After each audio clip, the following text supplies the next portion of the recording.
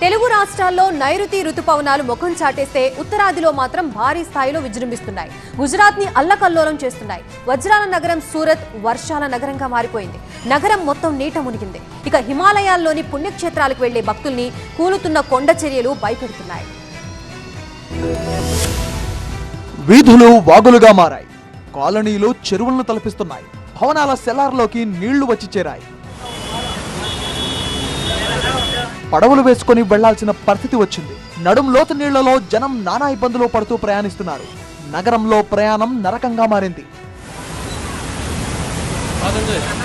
ఇది గుజరాత్లోని సూరత్లో సిచ్యువేషన్.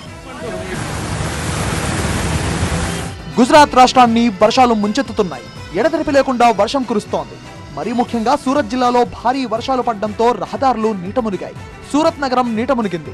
పరిస్థితి తీవ్రంగా ఉండడంతో స్కూళ్లకు సెలవులు ప్రకటించారు. విద్యార్థులు ప్రజలు బయటకు రావద్దని అధికారులు హెచ్చరించారు. గుజరాత్లోని సూరత్, వల్సాద్, జామ్నగర్, జునాగఢ్ జిల్లాలో భారీ వర్షాలు కురుస్తున్నాయి. దీంతో ఆ జిల్లాలకు ఆరెంజ్ అలర్ట్ జారీ చేశారు అధికారులు.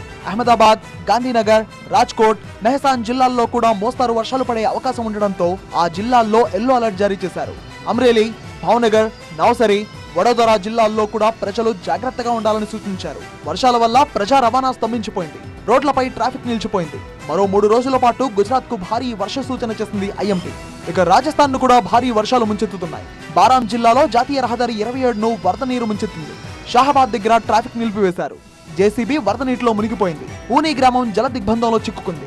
ఇళ్లలోకి నీళ్లు రావడంతో ప్రజలు బెంబేలెత్తిపోతున్నారు. హిమాలయాల్లోని పుణ్యక్షేత్రాలకు వెళ్లే భక్తులను కూలుతున్న కొండ చర్యలు కలవరపెడుతున్నాయి. వైష్ణోదేవి మార్గంలో హిమ్కోటి సమీపంలో కొండ చర్యలు విరిగిపడ్డాయి. దాంతో బ్యాటరీ కార్ సేవలు నిలిచిపోయాయి. ప్రత్యామ్నాయ మార్గం నుంచి భక్తులను పంపిస్తున్నారు అధికారులు. అయితే జేసీబీలతో పునరుద్ధరణ పనులు ప్రారంభించారు. ఉత్తరాఖండ్ లో జరుగుతున్న చార్ధామ్ యాత్రలో అపశృతి చోటు చేసుకుంది.